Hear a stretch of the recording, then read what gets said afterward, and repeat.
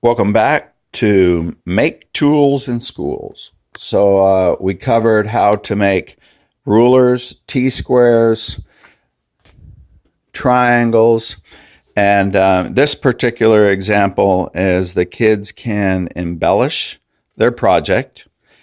And when you have a scrap measuring tape, this measuring tape, what you can do is if you only use part of it, you can delete the numbers and draw in your own numbers. So don't throw away even the smallest of small pieces. And this brings up another good point. The triangles can be big, small. These tools can be big and small. Just depends upon if you're going to use popsicle sticks or bigger craft sticks, paint stir sticks. But I wanted to show this one that we started to make. I didn't glue it up during the example, but I did want to show that you can cut these ends off and make it actually look more like a triangle and work a little bit better. This particular one, we actually let the piece go all the way through and sandwiched it in. So that's where we've been. This is where we're going. We're making squares, carpenter squares, and that's if you want to make a straight line.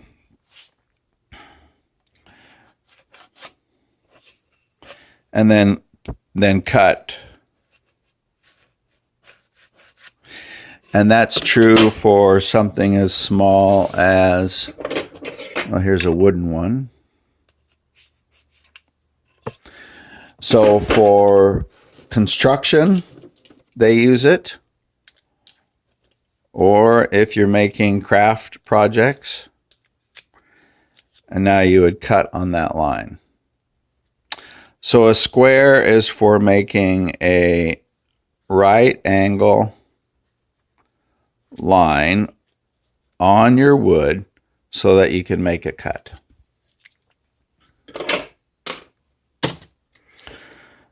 These are some examples that I have made. This one is a little interesting because the wood, the popsicle stick goes through there.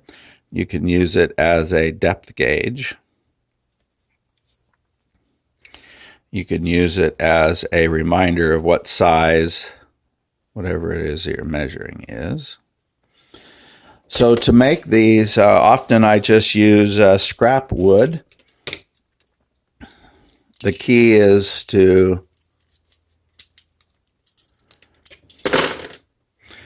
this piece is typically a little bit fatter and bigger.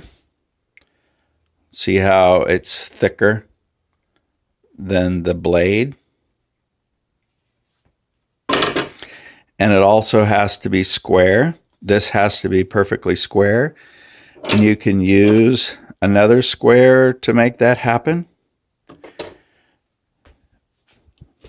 So here's one that's loose. You put that on there. Glue. Clamp it on there. But it may not be square. So what you can do is come to the edge of a table.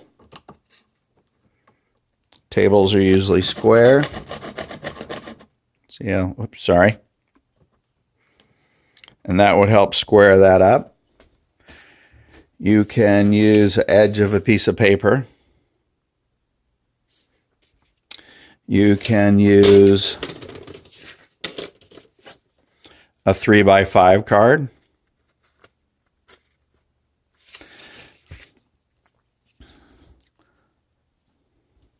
So once again, a little dab of glue.